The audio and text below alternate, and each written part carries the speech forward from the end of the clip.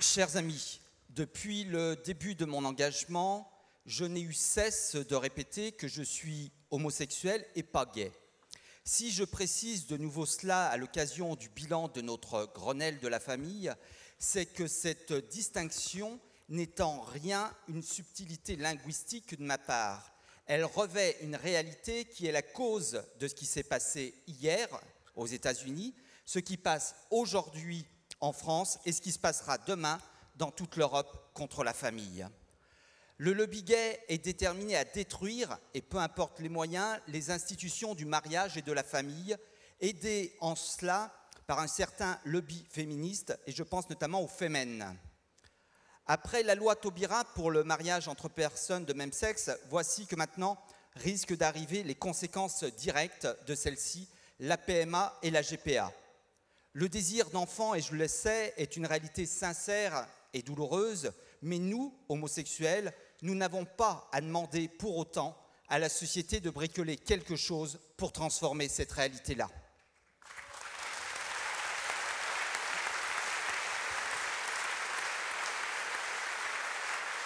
Mais revenons un instant sur un des multiples mensonges de la loi Taubira. Je veux parler de l'adoption. Les couples hétérosexuels ont déjà bien du mal à pouvoir adopter un enfant. Il existe très peu de pupilles de la nation qui le soient. Ces couples doivent alors se diriger la plupart du temps vers des pays d'Afrique ou d'Amérique latine. Il est peut-être utile de rappeler que dans ces pays, leurs conventions rejettent toute adoption par des parents de même sexe et aujourd'hui, certains d'entre eux ferment même leurs frontières pour les couples hétérosexuels. L'enfant n'a pas à être traité comme un cobaye. Il n'a pas à s'adapter à une dictature homoparentale.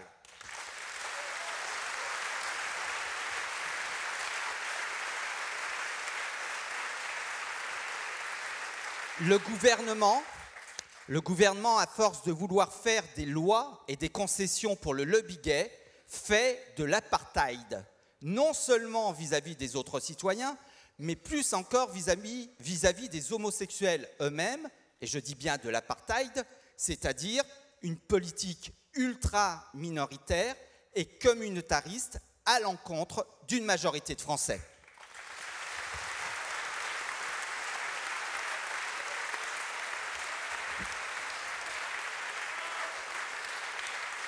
Pour faire croire qu'un homme avec un homme ou une femme avec une femme pouvait avoir un enfant, on nous impose l'idéologie du genre. On nous dit mensonge lorsqu'on l'évoque. Nous avons beau brandir « papa porte une robe »,« tango à deux papas » ou bien encore « Jean à deux mamans », on nous dit que nous sommes d'affreux réactionnaires. N'ayons pas peur de dire haut et fort que des enfants endoctrinés par des théories féministes ne seront en rien demain des personnes libres, mais des esclaves bien plus que le machisme qu'elles sont censées combattre.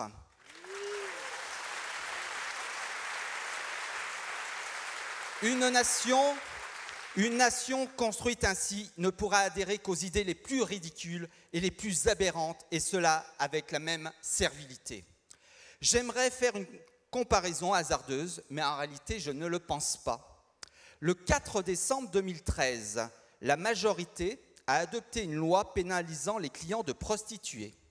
Si la GPA passe au détour de la PMA, est-ce que le fait de se servir du corps d'une femme, contre rémunération, ne sera-t-il pas considéré comme un acte, du coup, répréhensible par la loi?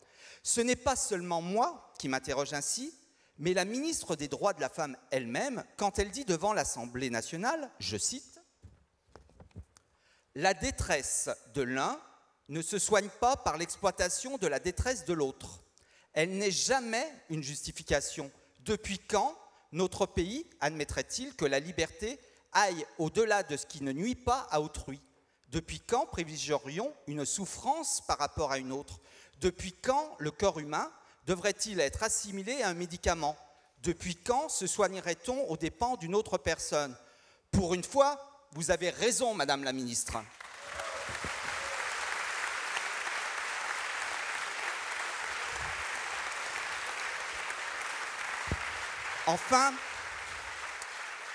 Enfin, pour conclure, je voudrais dire, comme je l'avais déjà dit il y a un an, à la même date, à Tours, Il est quand même incroyable qu'en ce 8 mars, journée de la femme, que cela soit un homme, qui plus est homosexuel, qui défende l'intégrité de la femme.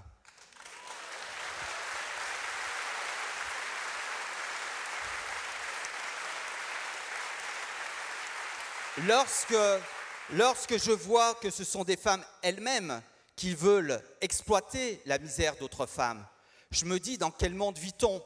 Femmes, réveillez-vous, indignez-vous, comme aurait dit Stéphane Hessel.